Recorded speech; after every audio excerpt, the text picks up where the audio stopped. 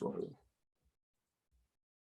What's going on, everyone? Welcome to another episode of the Take 3 podcast. We're here on Tuesday, fresh off a Monday Night Football, little doubleheader. You know, two teams decided to no-show last night. The Titans, obviously. I mean, we found out, we were talking about it last week on the preview, right, when we said, are the Bills really 10 points better than the Titans? And I guess we found that out on Monday night. And then, obviously, the Kirk Cousins primetime special. He just did what he did. And, you know, as an Eagles fan, I'm super proud of that. But we also had a lot of stuff go on throughout the weekend's action as well, right? The Dolphins shocked us, came back, huge comeback against Lamar and the Ravens. Lamar did look pretty damn good, but it's just wild that, you know, you get those guys with that much speed with space, and Tua looks like a competent quarterback, right? I never would have thought that I'd see a day where he has almost 500 yards and 6 touchdowns, and I would think it's a Madden box score. Obviously, Cleveland collapsed. You had Tampa Bay. You know, Tom Brady finally gets over the hump. The offense didn't look great. The defense was there. They forced turnovers out of Jameis. Jameis is playing with like back fractures. That's going on. So we don't know how long that can ride. The Baker Mayfield experiment, right? They go into New York. Brian Dable has his squad at 2-0. They could potentially be 3-0 against Cooper Rush's Cowboys next week. So they're looking at something. Indianapolis, just awful. Like, is Matt Ryan washed? We could potentially get into that. So, I mean, there's a lot that went on this weekend. How are you feeling about this weekend's games? And obviously the big Eagles win last night. Jalen Hurts looks like the real deal, I'll say. Yeah, happy to be here talking week 2. It was a crazy week 2. I feel good after this weekend. Had a phenomenal Eagles win. I don't think my spreads were great, but to be fair, I said I didn't give a single lock for the spread. I didn't really like the spreads. I teased some teams and barely ended up hitting, so I like that. But man, it was a fun week 2 from Thursday to Sunday to Monday. There was some really good upsets, some good wins, and we got a little more truth to figure out who's not good this year and who is actually good. For sure. So, I mean, let's jump into the first topic on the fray.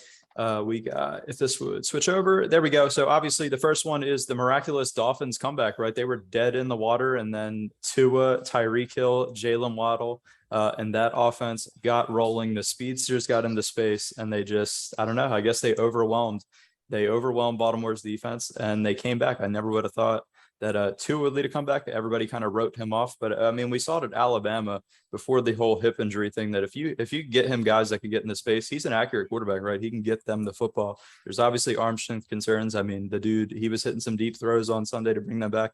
How'd you feel about Miami's comeback? You did have them in the spread picks as a 3.5-point dog. I rode with the Ravens just because I thought the Ravens would do their thing early. They did their thing, but they just couldn't close the deal. So, I mean, what are your thoughts on the Dolphins coming off a Sunday? Yeah, so as high as I am on Tua and the Dolphins, like that was so much fun to watch. I watched that game live. What a fun fourth quarter. I just can't give that much credit to Tua in the offense. Had a phenomenal day, but 2 of Tyreek Hill's long touchdowns were broken coverages. Obviously, they scored like 4 or 5 touchdowns in the second half, 4 in the fourth quarter. So like they were still incredibly impressive and efficient. I just can't put a ton of stock into it because like Tua made the throws he was supposed to make.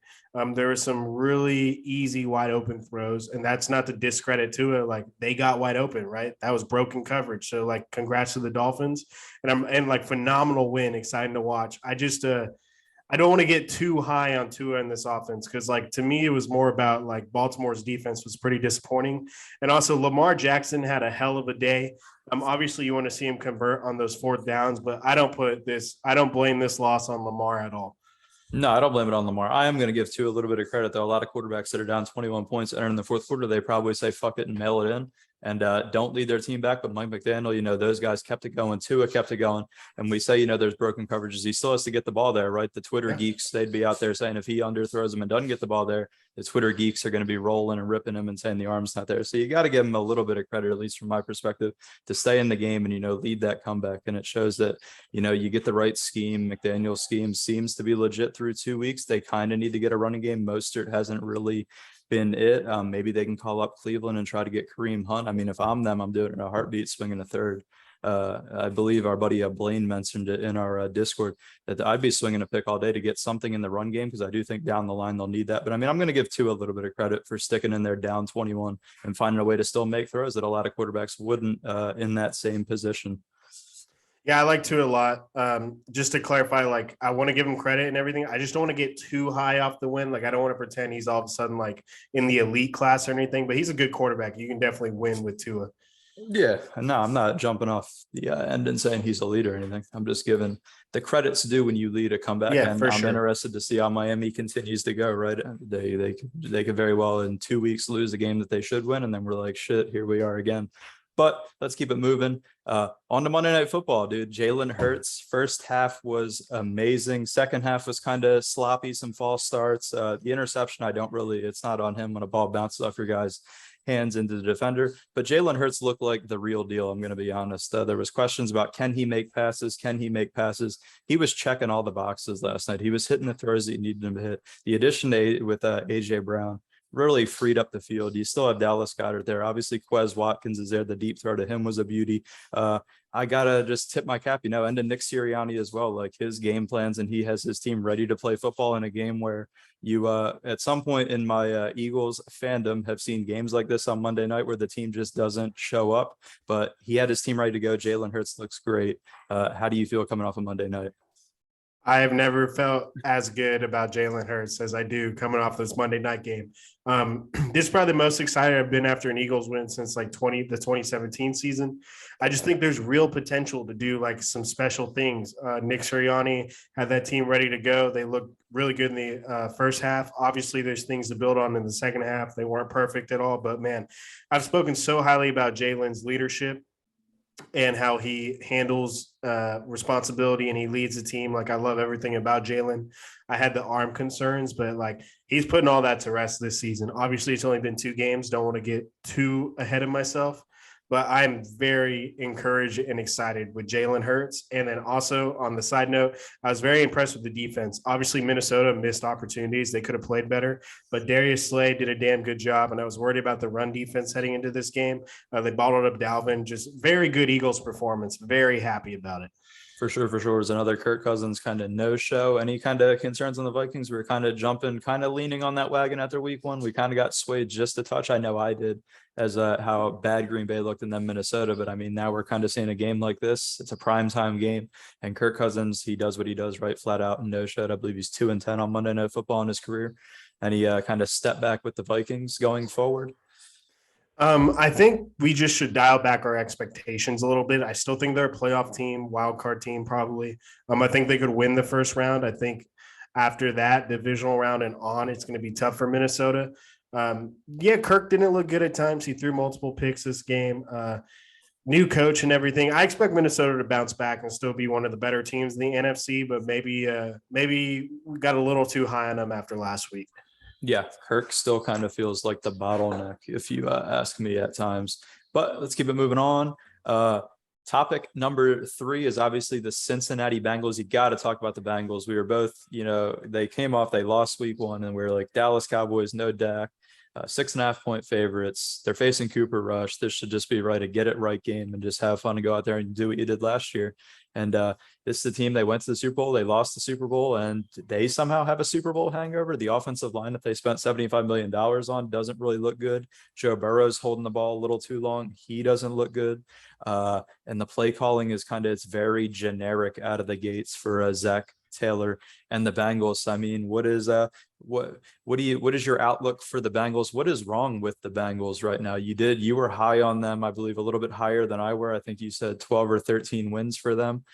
So what is wrong with the Bengals? What do they need to fix going forward? Obviously, they get a lucky Jets game against Joe Flacco. They should, knock on wood, get back in the win column, but that's even like a dicey one. They don't look like a good football team right now. It's weird for the team that lost the Super Bowl to have like a Super Bowl hangover like this.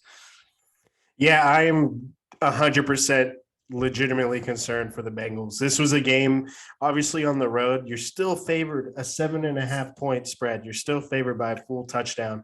You're playing Cooper Rush. Obviously, they got Micah Parsons in that D. Cowboys could make any kind of play on defense, and they showed it. It's just, man, it's very concerning back-to-back weeks. You already hinted at the Jets game next week. I'm not even confident they're going to go in and win that game right now. They lost to the Jets last year. I tried to put a spin on week one, right? We're talking about 3 turnovers, and all of a sudden they still had the ball at the end of the game. You still couldn't put them away. They still scored. They still should have won. Long snapper got hurt. They missed some field goals, extra points. So it's like I try to put a spin on week one because it was like, well, it's that Cincinnati team that just can't be killed, right? They just don't go away into the game. Here they are competitive. And technically that happened again this week, but I am very discouraged with what I see offensively and from that offensive line. Their defense has actually been pretty damn good if you look at the numbers through 2 weeks. But I'm just so concerned with that offensive line because, like, obviously we know Joe got hit so many times last year. It's incredible. He won that Titans game with taking 10 sacks in the divisional round last year. So it's like it felt obvious of clean up the offensive line and they'll be so much better. They got Lyle Collins. I forget the other big addition they added in the offseason, but I can't explain what's going on with this offensive line, this offense. They're going to have to just get back to the basics this week and just go out there and execute better because, like, it's very concerning, the offensive line for the Bengals, considering that was supposed to be a very improved unit, and it has not been at all. Yeah, the O-line being so bad, and then Joe Burrow, how good he looked last year going into this year, you're like, okay, he's going to take another leap forward and he'll be even better than he was last year. I saw somewhere where when the Bengals are under center, they run the ball 90% of the time compared to when they're in the shotgun. So it's very generic play calling, right? Teams, I mean, any defensive coordinator that studies film for a week on your team and watches that, they're going to pick up on that, right? They're going to see that. So I think Zach Taylor has to be better. Last year could have been like a blessing and a curse, right? They read up Zach Taylor. Maybe he's not really the guy they thought. And maybe this team, right? Maybe this team they peaked at the wrong time, right? Last year, because you now all the expectation is you went to the Super Bowl last year to get back there, and then how hard it is to do that. The AFC is so good. So, I mean, it's a big week for the Bengals heading into the Jets game. As I said, it scares me, even though they're 6.5-point favorites. I'm terrified. But I'm looking just for more variation on offense, change up the play calling, have the play calling look better, and just find more explosive plays in the pass game. There hasn't really been a lot there, right? Hasn't been a lot of getting T. Higgins going, getting Tyler Boyd going, getting Jamar Chase out in space. They just haven't had that rhythm that was there last year that really killed teams. And to one last point with the Bengals, the coaching and everything and the offensive play calling, there's just some question marks. There was plenty of times where they let Micah Parsons come off the edge, no chip block, no anything, just go tee off at Joe. So, like, there's some questionable decisions going on in Cincinnati right now. Yeah, they got a lot to figure out. Bengals Nation, you got to try to keep it together, man. Don't over stress about this Jets game and Joe Flacco too much. Let's keep it going. Another team in the AFC North, another embarrassing team, right? You're up a minute. I think it was 1:30, right? Nick Chubb runs in a touchdown. Honestly, that's, I think, getting played up a little more because I don't even think that's like a huge deal, right? You're up 2 scores at that point when he runs in that touchdown. I mean, you could argue, run out the clock. But you're up 2 scores. It's a minute and a half left, and you somehow on defense just fall apart and let Joe Flacco score twice, and then you end up losing. What do you make of that? Obviously, it's Jacoby Brissett, but I mean, it's still all the talent around him. I mean, you just can't lose a game to Joe Flacco and the Jets like that. Yeah, the Nick Chubb thing is kind of blown out of proportion. To be fair, it's extremely hard to win NFL games. And the second you can, take a damn knee, get the first down, just get out of there, right? So I do get it because crazy things happen.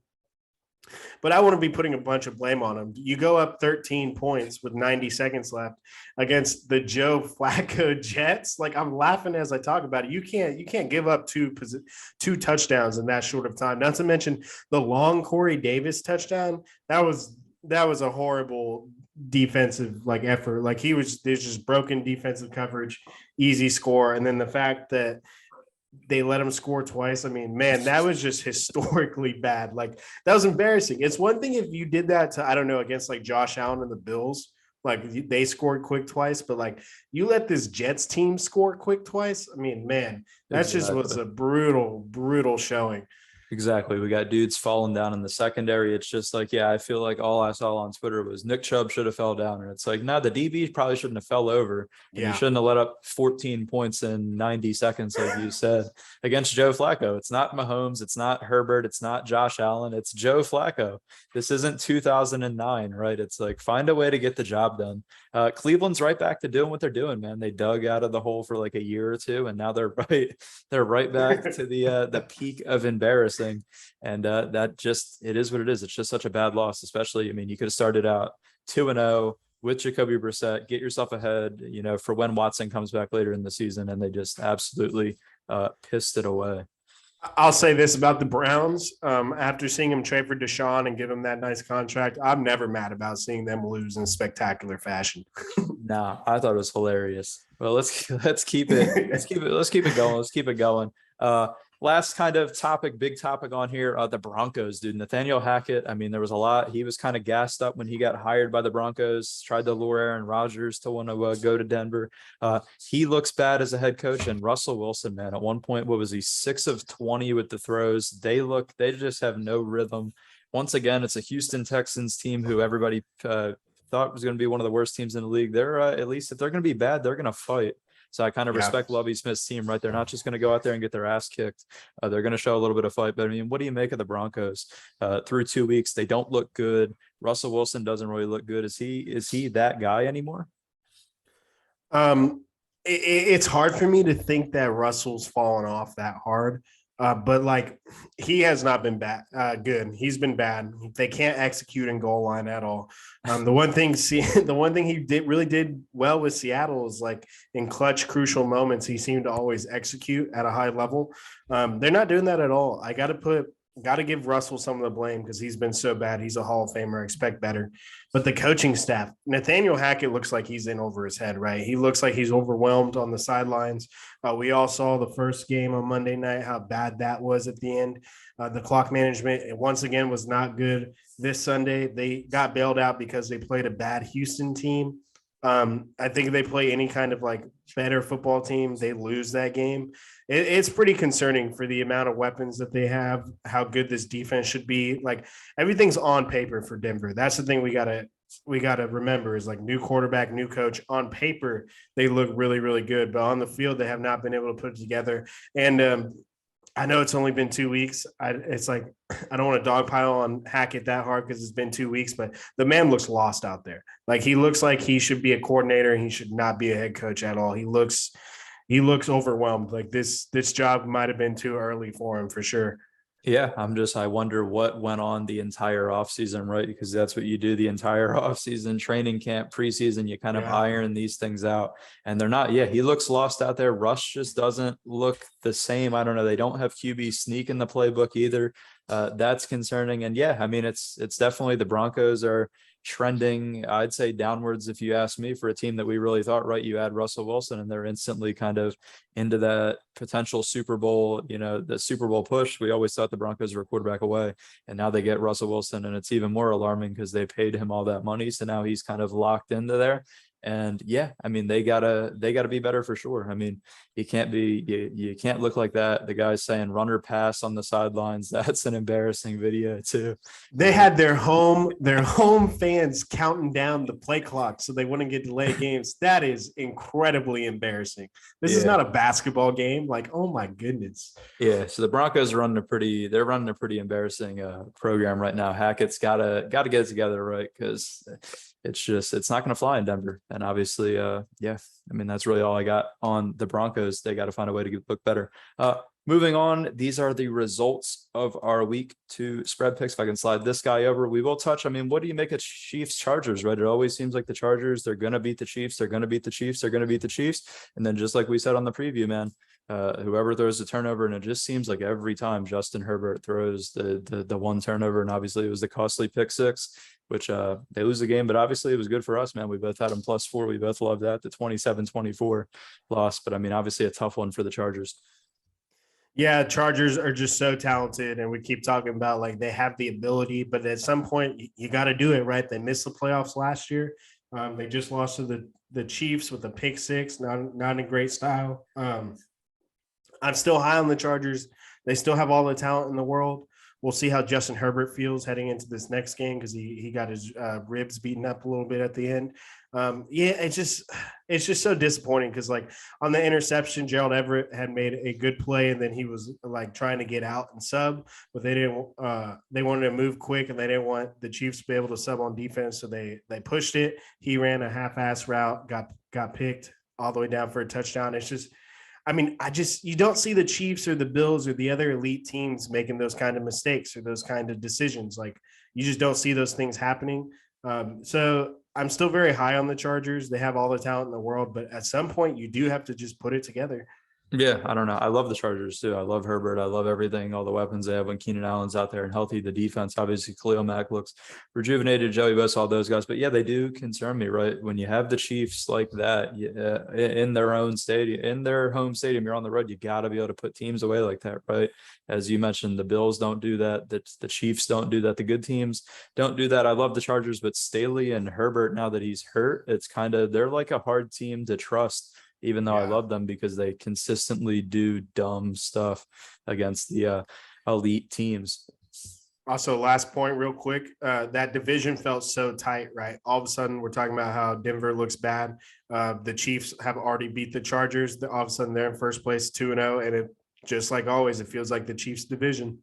Yeah, I would say the Chiefs, at least out of the gates through 2 weeks, have kind of put themselves a step ahead. Obviously, with the Herbert injury, we got to see how he looks going into week 3 and so on with the ribs. What do you make of? I want to talk a couple more. What do you make on the Colts, dude? I mean, obviously, we both picked the Jags, but the Colts. I mean, is Matt Ryan washed? Like, is Frank Reich? Is he on his way out? They kick Carson Wentz to the curb. They bring in Matt Ryan. You tie week 1, you get absolutely embarrassed this week. Obviously, the wide receivers weren't there, but it's like the Jags, you kind of got to find a way. If you got to run Jonathan Taylor 58 times to find a way to win or do something, it's just they're off to another bad start. Like it feels like I've said it many times. It feels like they're cursed because they booed Andrew Luck off the field the last time that he was there. Like the curse is out on the Colts, I feel. I know Andrew Luck retired at a bad time, but that man deserved no booze, dude. He gave it all for them. Yeah, the Colts are so concerning, dude. It's one thing to run to try and win the game. How about you try and score some points? Just embarrassing performance. Yeah, Matt Ryan doesn't look good. Frank Reich, I love Frank Reich for what he did in Philadelphia, and I still think he's a good coach. I think he should have a second opportunity somewhere at some point, maybe not immediately, but he feels like he's on his way out. At some point, just like I said about the Chargers, at some point you have to make the playoffs and you have to win, right? He made it with Phillip Rivers. They had a close wild card round, and then obviously that choke with Carson at the end of the year against Jacksonville. Yeah, I'm very low on the Colts. I don't think they make the playoffs. I know it's only been 2 weeks, but I'm flipping on them.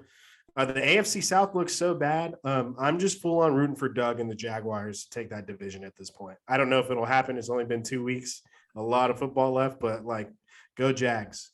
Yeah, the Colts, they suck. Honestly, everybody's talking about Matt Rule being the first coach fired. I could see Irsay fired and Reich before it Yeah. quickly, right? They lose a couple more ball games. I could see Frank Reich being out of there quick. I got like 2 more 49ers, obviously Trey Lance. That's so disappointing. But Jimmy G steps in and they looked like the same team, right? They kind of got things going. He looked fine. It was almost like, okay, it's all over again, right? Let's make a run at this thing. I heard reports that the locker room, they feel like they're a better team. So it's kind of as the locker room, they wanted Jimmy G, but I mean, what do you make of that? I'm disappointed for Trey Lance. That sucks for him and the Niners. I think the Niners are probably a better football team, like right now, this point in time, but it really sucks for the long run. Like the ceiling with Trey Lance was really high, and now all of a sudden he's barely played any football. He's gonna have to rehab. He's gonna go into his 3rd year. We'll see if he's the starter again. We'll see where they're even at a year from now. But like that just sucks. He can't work on his game. He can't develop. He's missed so much football and he hasn't been able to play much the last few years. Like I just really feel for him. As for the Niners this year, they're probably better right now. Honestly, they probably have a better chance right now. But I feel for Trey Lance. That definitely sucks for him. Yeah, I completely agree. And that's why kind of last year I was like, I would have rolled with Trey Lance last year, right? Because he Yeah. needs reps. He needs reps. Yeah. And I mean, now, yeah, you're looking at he's played 3 football games in 3 years since he's going to miss the rest of this year. And it's like, I don't know. Yeah, I don't know how the development continues. But right now, yeah, I'd say they're probably a better football team just because Jimmy knows the system, right? Shanahan doesn't have to try to get it all fancy. You can go right back to the bread and butter that worked last year and they'll win football games. They'll be a better football team in the short term. But yeah, I'm concerned for his development. And then the last point for the Niners standpoint is like we see all these teams win with good quarterbacks on their rookie contract. It's like Trey Lance's rookie contract is basically no reps and getting hurt. So like you erase that window as well. Puts him in a tough position. Like that just really, really sucks for Trey and the franchise like moving forward. Yeah, on the bonus for them, they finessed by keeping Jimmy, and they're also now rebuilding his stock, so they could just swing him next year when Trey Lance comes back. They just have to make sure they Yeah. do it at the right time. Don't hold on to him too long. But yeah, it sucks for Trey Lance. You don't root for season-ending injuries. Last one, and then we'll wrap it up and get out of here. Bills. We said last week, are the Bills really 10 points better than the 1 seed from last year? Clearly, they were. They look like they're in a class of their own right now. I would say Josh Allen's hitting on everything. Von Miller looks back. That defense looks good. Stephon Diggs is ridiculous. I mean, what is there to what else can we really say about the Bills? They look amazing out of the gates. Offensively, defensively, coaching. The Bills clearly look like the best team in football, like a step ahead of everybody. I said picking the Titans. I was like number 1 seed. They're still a good team.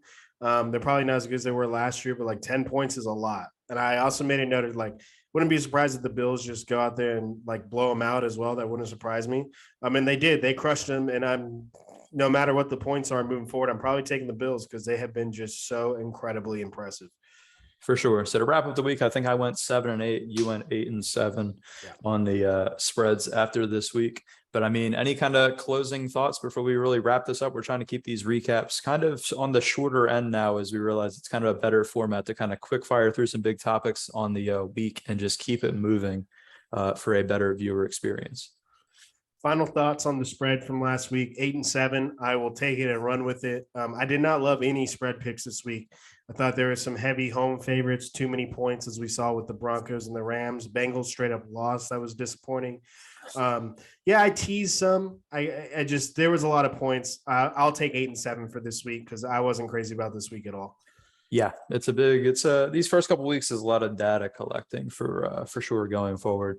But 7-8, I'm never happy when I go below 500. Obviously, Bengals disappointment. Rams were kind of disappointing. They were up big and kind of let the Falcons climb back in and almost make it a game. And then Jalen Ramsey says, "I'm him," after intercepting literally just a lob up ball from Marcus Mariota. It's like, calm down, man. Like, that was a freebie. We would hope that you get that. And then obviously the Browns and the Bengals were super bad. But I mean, that's going to be a wrap for today. Thank you for listening. Please like, subscribe, and comment. If you have any feedback on kind of the format for these recaps, as I said, we're going to try to do shorter ones on the recaps just to make the viewer experience better. We'd love to hear that, whether it's a comment on the bottom of this video, whether it's an ad on Twitter. Either way, it's good banter and good feedback. As always, Spotify link will be in the description, and it will be on Spotify at the same time that this video goes live on YouTube. And we'll be back at it tomorrow to kind of jump into week 3 and see what matchups we got on the docket for week 3.